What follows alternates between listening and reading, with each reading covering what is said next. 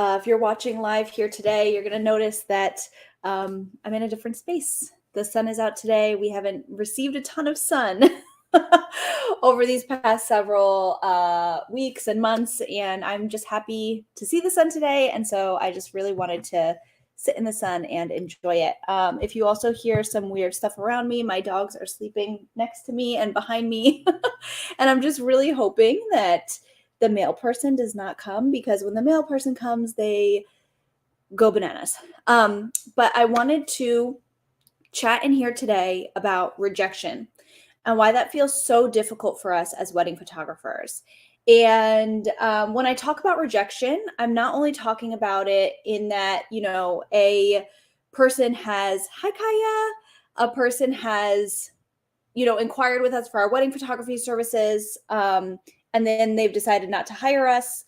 But I also mean it in the way of, maybe fellow creatives are not giving us the opportunity that we would really like to have to work with them, either as a second photographer or an associate photographer, or even as an assistant.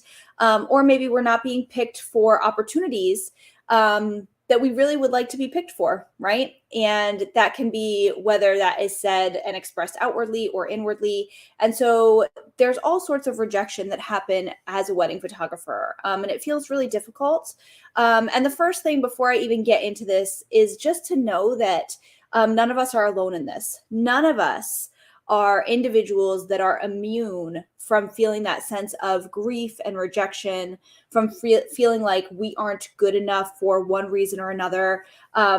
This happens to all wedding photographers, and it happens really to all entrepreneurs. And there's this element of having to grow a thick skin in entrepreneurship, or at least view things a little bit differently in order to make sure that we can confidently move forward, confidently grow. And the thing is, though, with being an artistic business owner, being an artistic entrepreneur, that's a little bit different than the traditional entrepreneur who's maybe selling a fairly like run-of-the-mill service, right? Or somebody who's selling a product, right? When you're an artistic entrepreneur, there's so much more that it feels so much bigger and heavier, because what we're putting out there as an artistic entrepreneur, as a wedding photographer, is not only our skill and our talent, but it also feels like parts of ourselves, right? Like we're basically saying we're an artist, and we're an artist for hire, and you're hiring us for our art. But then it feels difficult, right? It feels difficult when people say, oh, we don't want to hire you, right? Because we've essentially given a piece of ourselves on a plate, and we've offered that to somebody, and then somebody has not taken us up on the offer.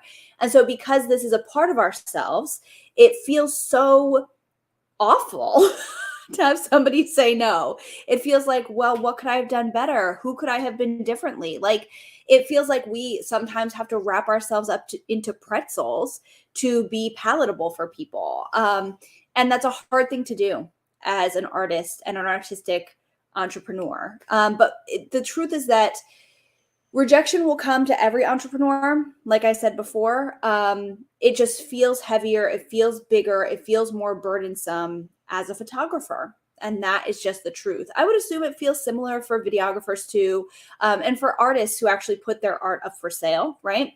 It's going to feel similar, that like when you don't get sales, when you don't get bookings, when you don't get opportunities, it's not only that they're just not interested in what you offer. It's like, well, how could I do anything differently? This is literally who I am. Like, this is literally a part of who I am. But because of this, we have to find a way to compartmentalize our artistic work for hire outside of our worth of self inherently, right? So we cannot become so wrapped up in business and what we offer in business that we find all of our self-worth and our affirmation there. I see this happen quite a bit. I've gone through seasons of this where, let's just say I'm not getting a ton of bookings. And so I'm thinking like, well, I freaking suck as a human, right? And that's different. That's something that nobody sucks as a human, right? But when you put your work out there and it's literally a part of yourself and nobody seems to be biting, or, we're getting very inconsistent hiring opportunities or very inconsistent, like collaborative opportunities, it feels so much bigger and so much so that it's about us as individuals. And it's a really hard thing and it's really difficult to navigate. But at the end of the day, we are the only ones responsible for managing our emotions. We are the only ones responsible for making sure that we feel good in our businesses, that we feel good in our lives, that we feel good in our bodies. And a lot of wedding photographers will look at their business as 110% a core part of who they are, and they'll also look at their businesses as like their baby. And so it's almost like this very familial and familiar way of viewing business. But to me, that is not healthy. You will never hear me say that my business is my baby. You will never hear me say that I am wedding photography and wedding photography is me. You'll hear me say that I love my business. You'll hear me say that I love my clients. You'll hear me say that I love serving the people that I get to serve. But you will not hear me identify myself as the thing that I do, right? I am a wedding photographer. That is the title that I hold, but that is not the be all and end all of who I am, right? Does it take up a lot of time on my schedule? Yes, it's my job. But I think that that's the thing, is that we have to disconnect ourselves differently than maybe we are used to doing, right? I think when we have a 9 to 5 or when we have a job outside of entrepreneurship, that's easier for us to do. It's easier for us to disconnect our sense of self from our job. But when you're an entrepreneur and what you're selling is your art and it's a part of who you are and it's your service, it's difficult to do that. But again, it's our responsibility to do that, to ensure that we maintain our business well, our sense of self well, our mental health well. Because if all we do is look at our business as an extension of ourselves and not necessarily something outside of ourselves, we're going to get so wrapped up in what does and doesn't happen in our business that it can truly significantly impact how we view ourselves and how we show up in the world confidently. I think there's also something here too that when we don't get opportunities that we desire, right? It's up to us, again, like I said before, to manage our emotions around that. But it's also up to us to solicit feedback and information about what we're offering and be willing to receive it objectively, right? So if we're consistently getting turned down for opportunities, we're consistently not being hired for different things, we're consistently not given opportunities for collaboration. If you're brave enough and you've disconnected your sense of self from your business enough, it would be wise to ask the individuals that are in charge of making these hiring decisions, these collaboration decisions, to ask, can you give me some feedback as to why this didn't work out, or as to why I wasn't given this opportunity, even if I've presented it as something that I really want to do, right? When I was first launching my team photographers, I had a series of people telling me no, they didn't want to hire them, even though we had great consultations. And I really had to like take myself outside of my business. And I actually sent an email to one of the couples that I thought we really connected with, that I really had thought would be amazing within our client roster. And she chose not to work with us. And I set my ego aside. I set my feelings aside. I looked at this as a purely objective, like market research thing that I needed to do to get the information that I needed to have in order to move forward and be successful. And I sent her an email. And in the email, I said, I totally respect the decision that you've made to work with another photographer, but can you give me some feedback? Are there certain things that we could be doing differently or better? Are there certain things that the other photographer offered that felt really good for you to hear that maybe we can consider offering as well, right? And she was so generous in what she offered back. And she gave me reasons why they chose another photographer over a team photographer. And I understood every single reason. And some of them were reasons that I would not be able to match. There were certain things that she was looking for that I was not able to match within me and my team. That's okay, right? Everybody has their preferences. Everybody has to make decisions that make them feel good, especially for their weddings. But there were other things that she mentioned where I was like, oh, like this is something that we actually could have offered, but we just didn't know that the client needed to hear that. Right. And so I think that when we want to be successful, when we want to experience less rejection, we have to be willing to put ourselves on display essentially and ask the questions, right? Ask the questions of what made somebody else a good fit over me, right? What made somebody else seem like a more appealing hiring decision over me? Not in a competitive way, but purely market research. And you can even present it to people that way. This is market research for me. I'm noticing that I am not getting as much traction with a particular thing as I really desire, right? As much traction as I really think I should be getting at this point in time. So I need feedback. There's clearly something that I'm not seeing that you're seeing that would benefit me to know, right? And I think there's something here too that when we feel rejected based on somebody else's decisions, I think it's important to know how we're like what level of expectation we essentially have going into a particular thing, right? We have to know that if somebody has put, like, let's just say an application out there, we've applied for the particular position, the particular opportunity, the particular collaboration, and we have not been chosen. That is an outward expression of your desire, right? Like you've basically stated, I want this. I've applied for this. I'm doing something for this. Like this is something that I want, right? But if you have expectations of other individuals to give you opportunities, but you haven't stated them, that is requiring other people to read your mind and creates undue burden on you as well. So inadvertently, when you haven't expressed to somebody that you want the opportunity that somebody is presenting potentially, you can't be mad if you haven't kind of thrown your hat in the ring, right? You can't be upset. I mean, you can be, but it's logically doesn't make sense. You can't be upset when you haven't presented to somebody what your desires actually are, right? So if you're somebody, let's just say, who wants to collaborate with another photographer on a styled shoot, and you know that the other photographer is looking for other styled shoot collaborators, and you don't tell that person that you would like to collaborate with them, you can't be upset when they choose somebody else, right? You haven't outwardly stated to them that you wanted to be in the running, right? You haven't outwardly stated to them that you desire to be a part of this collaboration. And I think a lot of us, especially women, especially in creative industries, find it very hard to state what we desire, find it very hard to apply for situations that we want to be a part of, right? Apply for opportunities that we want to be a part of. But at the same time, we're creating a lot of burden on ourselves and on our circle in expecting other people to mind read and just know what we want implicitly. There's literally no person on this earth that can read your mind.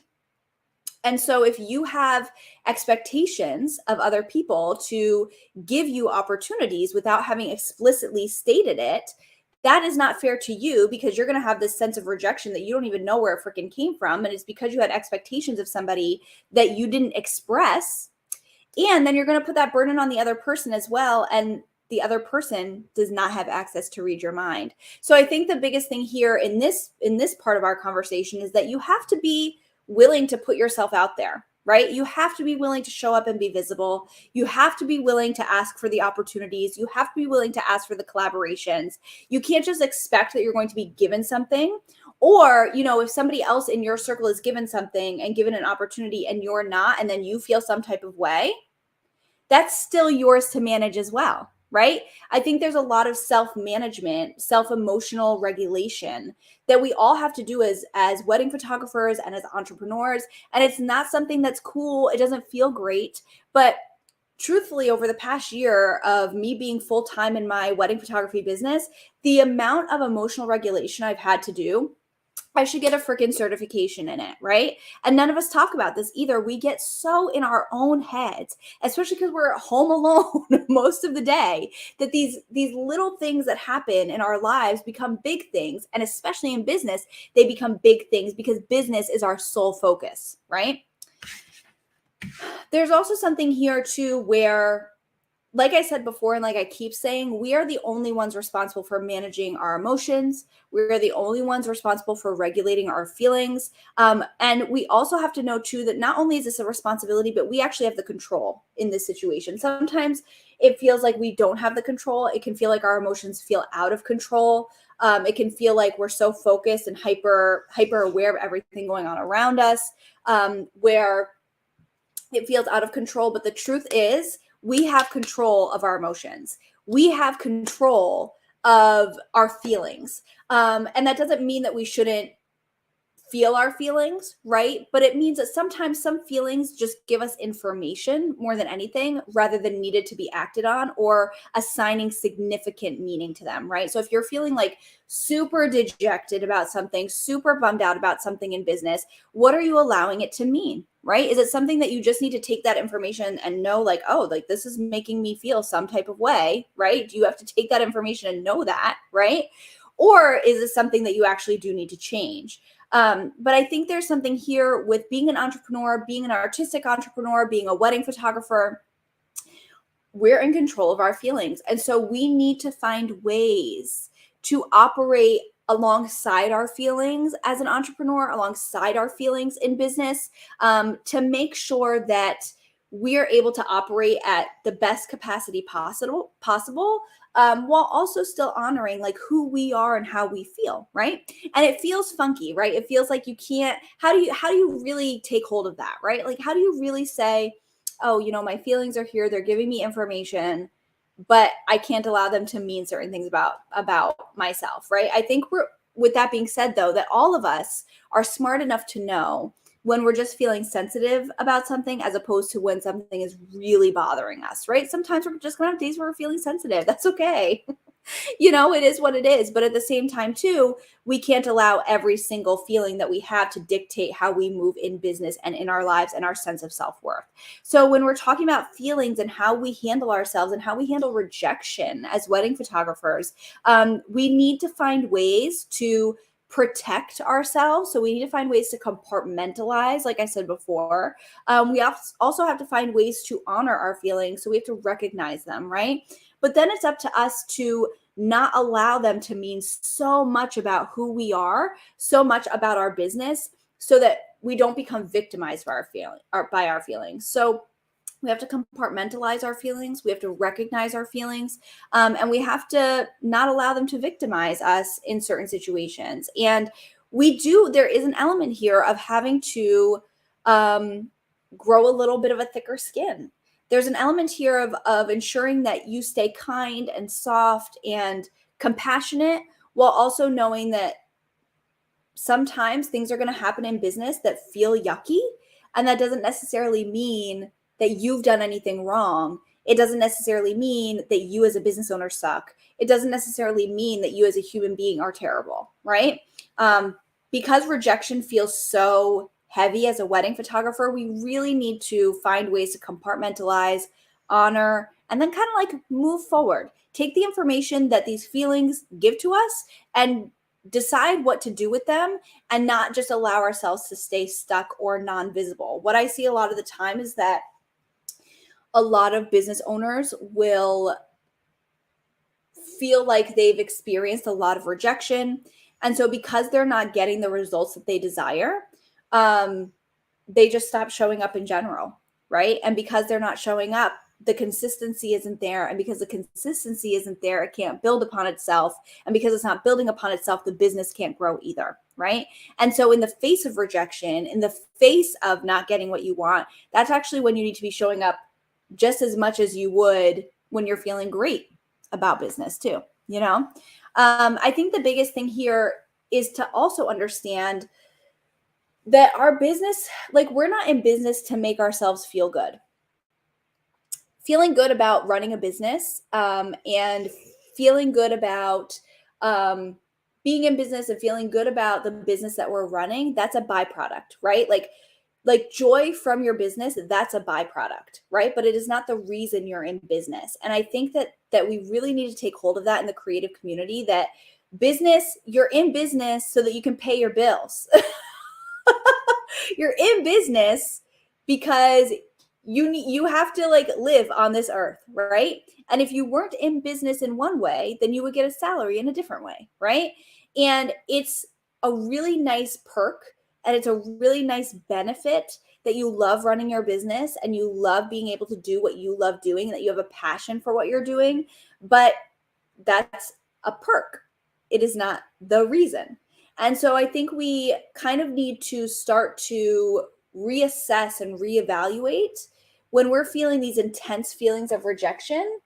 Reevaluate truly why we're feeling that way, what we're allowing it to mean, and move forward from there. So, honestly, you're not your business, and your business is not you.